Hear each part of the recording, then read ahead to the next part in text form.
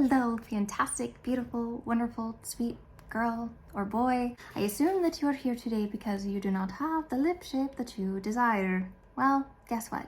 Neither do I, and I understand where you're coming from. Now, I'm gonna let you in on a little secret. I do already have lip filler. I know, woo, she's plastic. But here's the thing. Anatomically, I have been told that because I have a super prominent Cupid's bow, that I cannot have the lip shape that I want, which is a beautiful, juicy, round top lip like a baby doll. I've always wanted this lip shape, and unfortunately, this is just not possible without the help of makeup. And so I assume that there's a lot of you out there who are in the same position. So I have figured out a way to catfish hack my lips. So come along with me. Now, a very important step is that you cannot have a drop of shine or liquid on your lips because this will give it all away. We have to rely on the illusion of very matte lips to not accentuate the difference between our skin and our lip. So wipe off any Vaseline or lip gloss or whatever you have. You really need to start with just a super dry canvas. Not so dry that like you can't put lipstick on, but not at all shiny. I don't know if that makes sense, but I think you catch my drift. Personally, I like using a lip liner that is semi close to what my natural lips look like, because then even if there's a little bit of show, at least it's still the same color as my lips. I feel like nothing's worse when I do like a bright red lip and like you can tell that like the color's coming off and this part doesn't match here and you can show that I have these red blobs. So I personally, when I'm pulling off like really overlining my lips, I try to stick to one that is not a super bright, crazy color that's gonna draw attention, keep it fairly neutral. And I just try to match my lips as close as I can to avoid any errors. What I'm gonna do is get enough out. The important part for me is I do kind of like a smile already. Like I stretch out my lip. And what you're gonna wanna do is, do you see how right here is a ton of skin and that's kind of where my Cupid's bow is? I'm literally just gonna like carve over that and color it in. So here we go.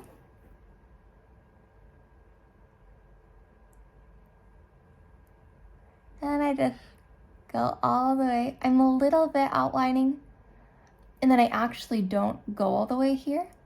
I actually stop here because it also makes your lips look bigger if they're shorter.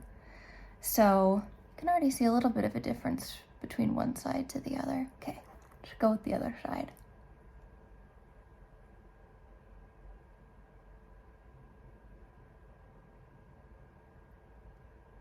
And then stop a little bit there.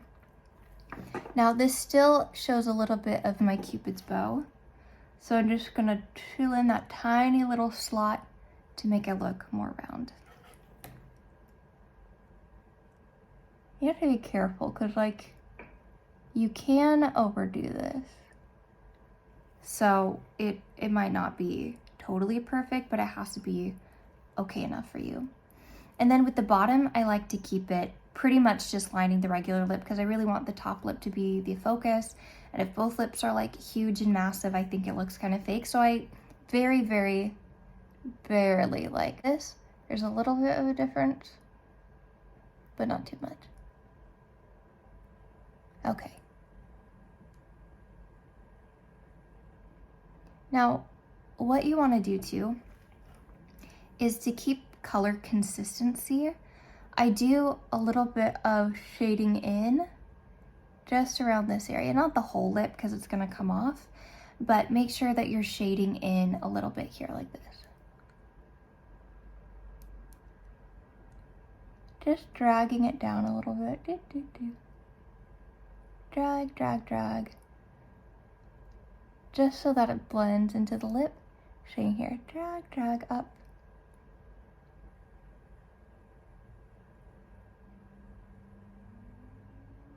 Which I know can be a little difficult if your lips are dry, but it's okay. And then I blend it a little down the lip.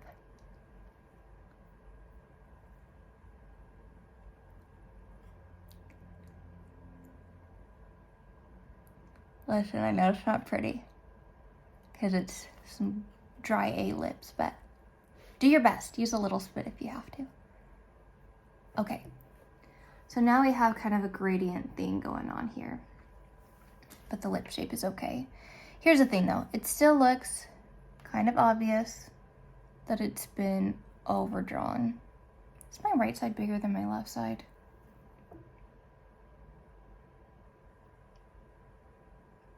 It is a little bit actually, hold on.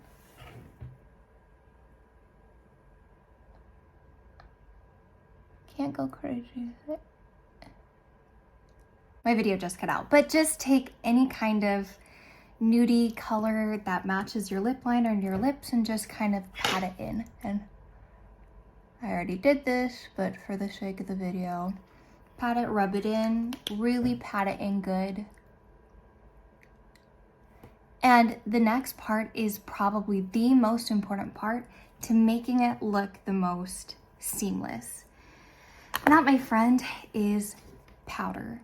Now, I'm just gonna give you a disclaimer that this is not the most comfortable lip trim because your lips are gonna feel dry AF, but they will look amazing for like a photo shoot or photos. So I use like the IT Cosmetics, like just translucent powder.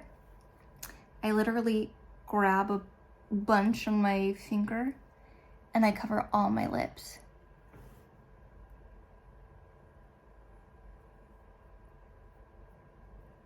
And you're like, Rachel, why? Oh gosh. Oh no, I think that was like way too much. It's okay, I think it'll soak in. Like, why would you do that? Because it's gonna blend the separation between your skin and your lips and make it all just look seamless. Yeah, that actually made it like a really pretty color. And that way, even though you've overdrawn your lips, if you look, can you tell? Like, look how close.